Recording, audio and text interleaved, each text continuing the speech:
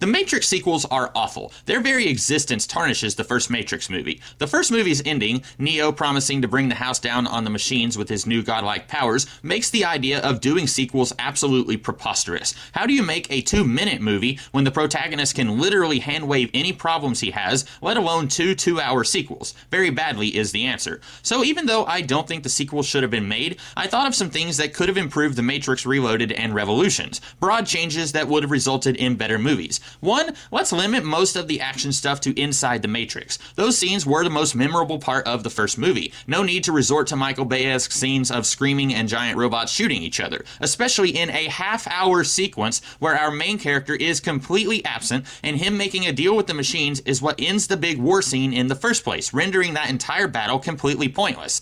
Sorry, still a little angry about that part of Revolutions. If you have to bring back Agent Smith, don't turn him into a bad guy again. In the first movie, Smith was kinda interesting because he's a slave to the Matrix as much as the people Morpheus is trying to free, but he's aware of what he is a slave to. My interpretation is the only reason Smith is fighting the humans is because that's what he's programmed to do. He wants to break that programming, but he can't. Then Neo kills him, and somehow he's brought back to life in the sequels, now free of his programming. He could do anything, but now he's once again fighting Neo, this time because he believes free will and life itself is a joke, and he should destroy everything. This might have been an interesting take on the character. He sought to be free, and once he was, he resorted back to his old behavior he was a slave to before he achieved freedom. But I don't believe this was intentional. I think they needed a bad guy, so they brought back the most memorable bad guy from the first movie without much thought about what that meant. The one thing I kinda liked about the sequels was the introduction of other factions in this world. It's not just machines evil, humans good. There's programs in the Matrix that aren't aligned with the agents and their agenda.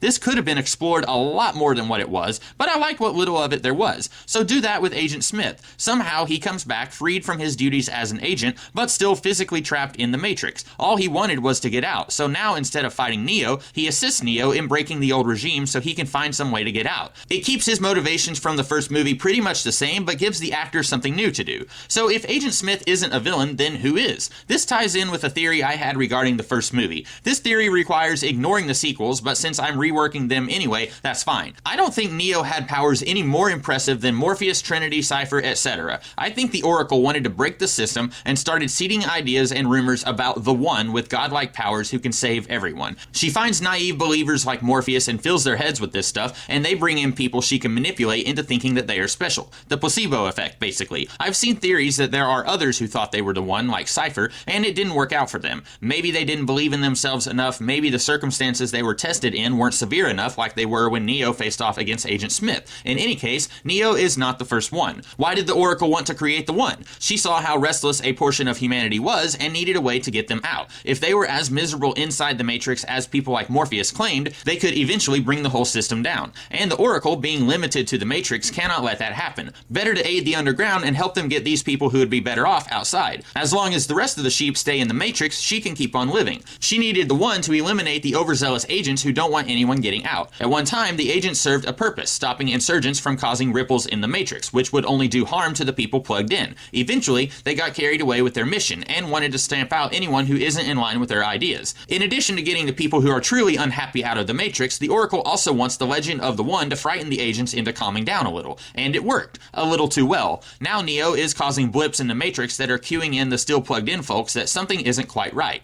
The agents fancy themselves as firemen, and there are too many fires for them to put out. While Neo's presence is keeping the agents busier, the underground finds they have to break their rule. They told Neo they don't generally get people out if they're over a certain age, but Neo is freeing minds all across the board, regardless of age. So the underground has more people than they know what to do with, and a lot of them are more like Cypher than Morpheus. They would rather live in comforting mediocrity than in squalor in a cold, wet cave. Since Neo has the powers of a god, we need to provide things he can't easily deal with, like an increase in people at Zion who never asked to be brought out and would like to go back. Some people don't believe Neo is the One. Others believe all too well, but they don't like what he is doing with his powers. If you want to make it interesting, Morpheus is aware of how uncomfortable Neo makes the people at Zion, but he encourages Neo to keep going. They're just as complacent as the sheeple we are trying to free from the Matrix. They want to empty the ocean a few drops at a time, but we can move so much faster. I like the idea of Zion and the Matrix forming a truce at the end, but the problem was it came completely out of nowhere. I can buy a rogue program would be causing trouble for the humans and the machines alike, but we didn't get to see enough of that for the truce to feel earned. But if Neo and Morpheus are causing enough problems for the machines and the people at Zion, a truce makes quite a bit of sense. a truce to work together to stop the One from doing any further damage. This could be your big end of the second movie cliffhanger that other trilogies like Star Wars have done. In your basic structuring of a story, your characters should feel at their low point before everything gets wrapped up, and finding out they possibly wrecked everything for all of humanity would certainly do that for our protagonist. Trinity didn't have much to do other than blindly follow Neo and end up dying for him, twice.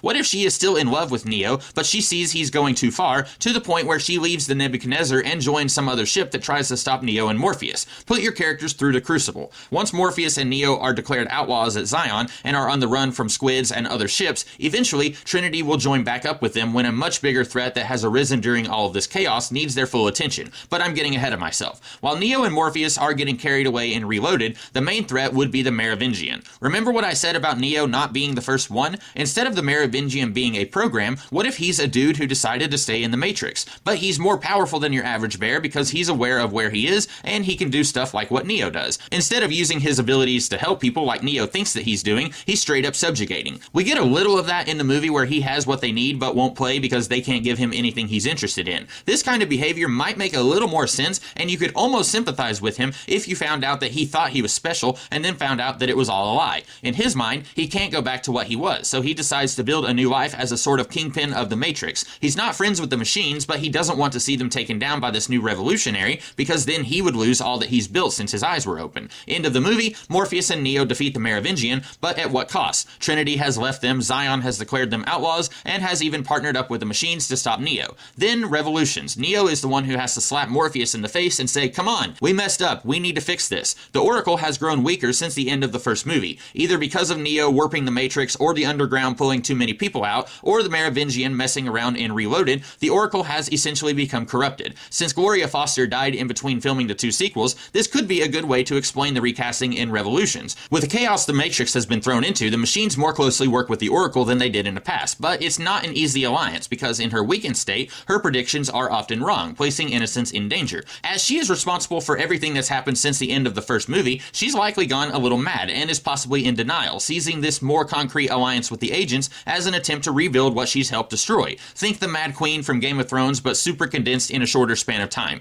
This is what propels Trinity back into an alliance with Neo and Morpheus, though the rest of Zion is probably still pretty miffed at them, so they won't be welcome back there anytime soon. I forgot to mention Seraph. Wasn't it weird how even when Neo can fly and break buildings with his mind, he still had trouble holding his own against Seraph? In the movie, Seraph is just another program, but what if, you guessed it, he's another failed the One? Maybe the Oracle saw that he would be pretty committed, so she saw to it that he would be freed and kept him close to her if any of the other pies she had her fingers in didn't cook right. So I'm not sure what he would be doing in Reloaded, but then neither did the movie that we got.